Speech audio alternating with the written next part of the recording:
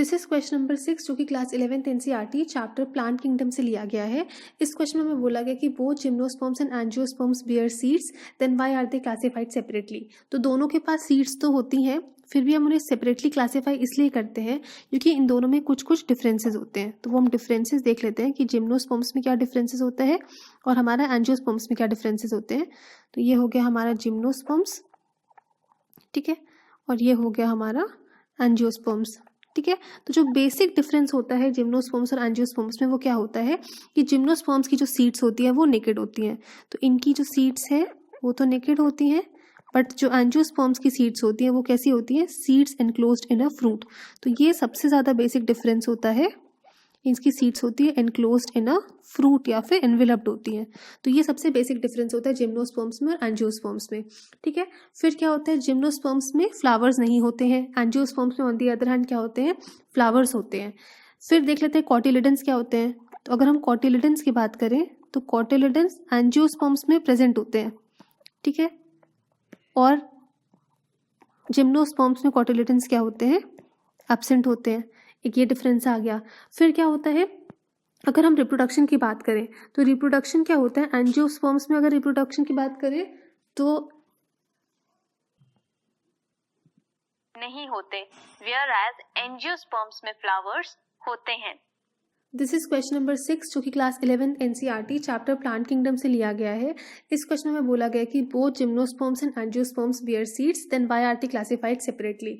तो अगर जिम्नोस्पर्म्स और एंजियोस्पर्म्स दोनों में ही सीड्स होती हैं फिर भी हम इन्हें सेपरेटली क्लासीफाई क्यों करते हैं, इन्हें सेपरेटली क्लासीफाई इसलिए करते हैं क्योंकि जो इसकी सीड्स होती है, अगर हम जिम्नोस्पर्म की सीड्स देखें तो वो कैसी होती हैं, वो नेकेड होती हैं, और जो एंजियोस्पर्म्स की सीड्स होती है वो कैसी होती है, वो कवर्ड होती हैं। तो सबसे बेसिक डिफरेंस जो यही होता है इनका, इनकी सीड्स आर नेकेड। तो अगर हम सीड्स देखें तो इसकी सीड्स नेकेड होती हैं और इनकी सीड्स कैसी होती है, एनक्लोज्ड इन अ फ्रूट होती हैं। तो ये बेसिक डिफरेंस हो जाता है जिम्नोस्पर्म्स में और एंजियोस्पर्म्स में, एनक्लोज्ड इन फ्रूट, ठीक है। अच्छा, और क्या होता है इनका डिफरेंस, अगर हम कॉटिलिडन्स की बात करें तो इसमें क्या होता है, कॉटिलिडन्स अगर हम देखें तो जिम्नोस्पर्म्स में क्या होते हैं, कॉटिलिडन्स, जिम्नोस्पर्म्स में कॉटिलिडन्स एब्सेंट होते हैं। तो जिम्नोस्पर्म्स में कॉटिलिडन्स हमारे एब्सेंट हो गए, ठीक है, और हमारे क्या कहते हैं, एंजियोस्पर्म्स में क्या होते हैं, एंजियोस्पर्म्स में कॉटिलिडन्स प्रेजेंट होते हैं।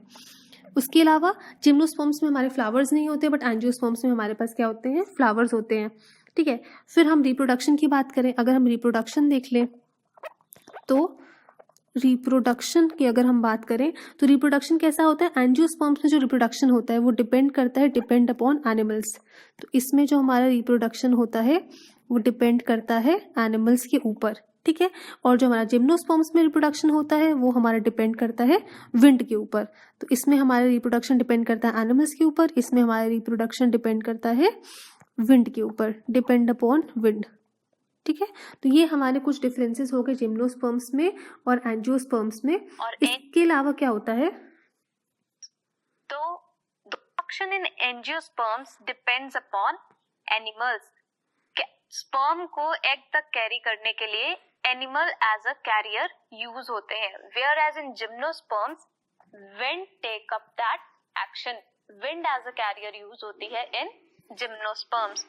तो softwoods. Reproduction in angiosperm prayer as in gymnospermization. Cotyledons की presence. Angiosperms में जो cotyledons रखे गए हैं gymnosperms, तो दोनों होते हैं, whereas in gymnosperms wind take up that action. Wind as a carrier use होते हैं, whereas in gymnosperms स्पर्म को एग तक कैरी करने के लिए वेयरएज जिम्नोस्पर्म्स में नेकेड होता है। दिस इज क्वेश्चन नंबर 6 जो कि class 11th NCERT chapter plant kingdom से लिया गया है। इस क्वेश्चन में बोला गया कि both gymnosperms and angiosperms bear seeds, then why are they classified separately. तो दोनों ही जिम्नोस्पर्म्स और एंजियोस्पर्म्स के पास सीड्स होती हैं, फिर भी हम इन्हें सेपरेटली क्लासीफाई करते हैं, इसलिए करते हैं क्योंकि इनमें कुछ डिफरेंसेस होते हैं। वो डिफरेंसेस हम देख लेते हैं। तो ये हमारा हो गया जिम्नोस्पर्म्स और ये हो गया हमारा एंजियोस्पर्म्स, ठीक है। अब सबसे बेसिक डिफरेंस क्या होता है इन दोनों में, सबसे बेसिक डिफरेंस जो होता है कि इसकी जो सीड्स होती हैं, ठीक है, इसकी सीड्स जिम्नोस्पर्म्स की सीड्स होती है नेकेड, ठीक है। बट एंजियोस्पर्म्स की सीड्स जो होती हैं वो क्या होती हैं, एनक्लोज्ड इन अ फ्रूट होती है, यानी कि कवर्ड होती है। तो ये सबसे बेसिक डिफरेंस है जिस वजह से हम क्या करते हैं, इन दोनों को सेपरेटली क्लासीफाई करते हैं। दूसरा डिफरेंस देख लेते हैं। अगर हम कॉटिलिडेंस की प्रेजेंस की बात करें तो कॉटिलिडेंस का अगर हम प्रेजेंस देखें तो कॉटिलिडेंस जो होते हैं वो हमारे क्या होते हैं, जिम्नोस्पर्म्स में एब्सेंट होते हैं, ठीक है, बट हमारे एंजियोस्पर्म्स में प्रेजेंट होते हैं, ठीक है। अच्छा, तीसरा चीज देख लेते हैं, रिप्रोडक्शन। अगर हम रिप्रोडक्शन की बात करें तो रिप्रोडक्शन हमारा क्या होता है, जो रिप्रोडक्शन में क्या होता है, स्पर्म को एग तक लेके जाने का जो काम होता है, ठीक है, जो स्पर्म को एग तक लेके जाने का काम होता है, ये एंजियोस्पर्म्स में किस पर डिपेंड करता है, ये डिपेंड करता है एनिमल्स में। तो एनिमल्स ये काम करते हैं, स्पर्म को एग तक लेके जाते हैं, तो ये डिपेंड अपॉन एनिमल्स हो गया, ठीक है। बट यही काम अगर हम इसमें देखें जिम्नोस्पर्म्स में, तो ये किस पे डिपेंड करता है, ये विंड पे डिपेंड करता है, तो डिपेंड अपॉन विंड। तो विंड एज अ कैरियर काम करती है, रिप्रोडक्शन में हेल्प कराती है, ठीक है। तो ये तो कुछ बेसिक डिफरेंसेस हो गए हमारे जिम्नोस्पर्म्स में और एंजियोस्पर्म्स में। एक डिफरेंस और देख लेते हैं हमारा, इसमें क्या होता है, जो एंडोस्पर्म प्रोड्यूस होता है, ठीक है। एंडोस्पर्म अगर हम देखें यहाँ पे, तो एंजियोस्पर्म में क्या होता है, एंडोस्पर्म इज प्रोड्यूस्ड, इसको हम यहाँ लिख लेते हैं। अगर हम एंडोस्पर्म को देखें, ठीक है, तो एंडोस्पर्म का प्रोडक्शन ये कब होता है, ठीक है, जो एंडोस्पर्म का प्रोडक्शन होता है, अगर हम ये देखें एंजियोस्पर्म्स में, ये कब प्रोड्यूस होता है, ये प्रोड्यूस होता है ड्यूरिंग ट्रिपल फ्यूजन। तो ट्रिपल फ्यूजन के टाइम पे हमारा यहाँ पे क्या होता है, एंडोस्पर्म का प्रोडक्शन होता है एंजियोस्पर्म्स में। बट यही अगर हम जिम्नोस्पर्म्स में देखें तो ये कब प्रोड्यूस होता है, तो जिम्नोस्पर्म्स में हमारा जो एंडोस्पर्म प्रोड्यूस होता है वो कब प्रोड्यूस होता है, वो प्रोड्यूस होता है बिफोर फर्टिलाइजेशन।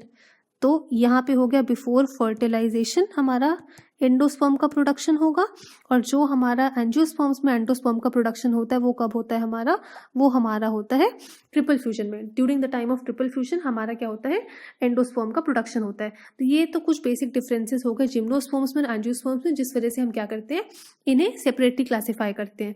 इन दोनों का अगर हम लाइफ साइकिल देखें तो दोनों का लाइफ साइकिल कैसा होता है, डिप्लॉन्टिक होता है। तो ये तो इनके बीच में कुछ सिमिलैरिटीज हो गई, इनका लाइफ साइकिल डिप्लॉन्टिक होता है, ये लोग यूकैरियोट्स होते हैं, तो कुछ सिमिलैरिटीज हैं, बट बेसिक ये डिफरेंसेस की वजह से हम क्या करते हैं, इन्हें सेपरेटली क्लासीफाई करते हैं और सेपरेटली स्टडी करते हैं।